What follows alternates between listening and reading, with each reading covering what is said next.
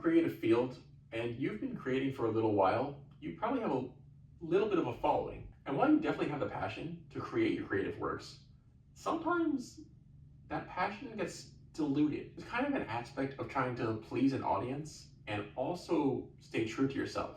Sometimes it's hard to strike that balance. Today we'll talk about how we can do just that. Hi, welcome to Pages of Pizza, where I try to help creatives stay creative without burning out. So how do we stop ourselves from diluting our work with audience expectations while we keep the passion going? It can really be summed up in one simple phrase that you've probably heard before.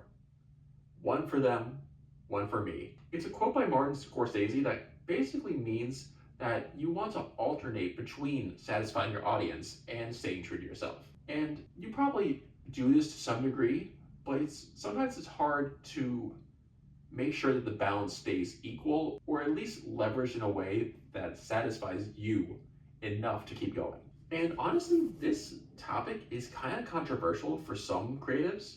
Like, I have a friend who creates music, and when I was talking to him about some projects I'm thinking about, he was wholeheartedly opposed to the concept of one for them, one for me, once I brought it up to him, because he didn't want to affect the integrity of his work. And I basically explained it like this. Say you're making a game. It's a creature game like Pokemon. Say there are like 30 slots. 20 of them should be ones that you wanted to be in the game. No questions asked. They come from you. You put your heart and soul into them, and you are passionate about these 20 creatures. So those last 10 slots, be the ones that you create for other people, whether it's teammates or your audience, or in the context of games, like publishers and developers and other people who might be involved in the process. And notice that I said 20 out of 30.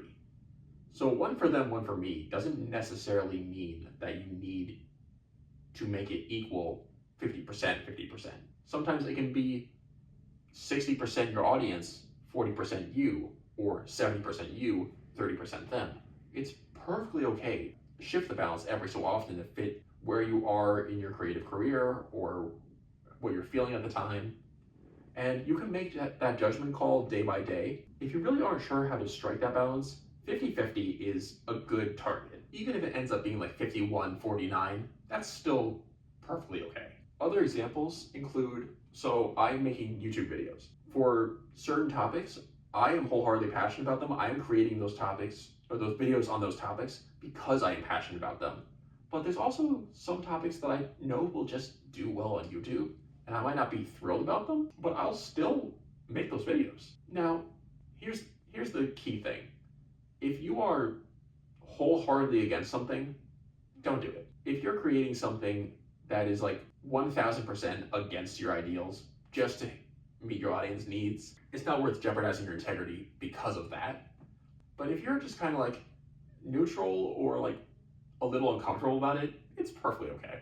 There's a huge difference between completely sacrificing your integrity and just pleasing people. That is the key difference. If you're sacrificing your integrity altogether, like my friend, he doesn't want his music work to be affected by other people, and that is okay. That his music is for him. That just means he'll have to say no more often where other people might say yes, and that is fine.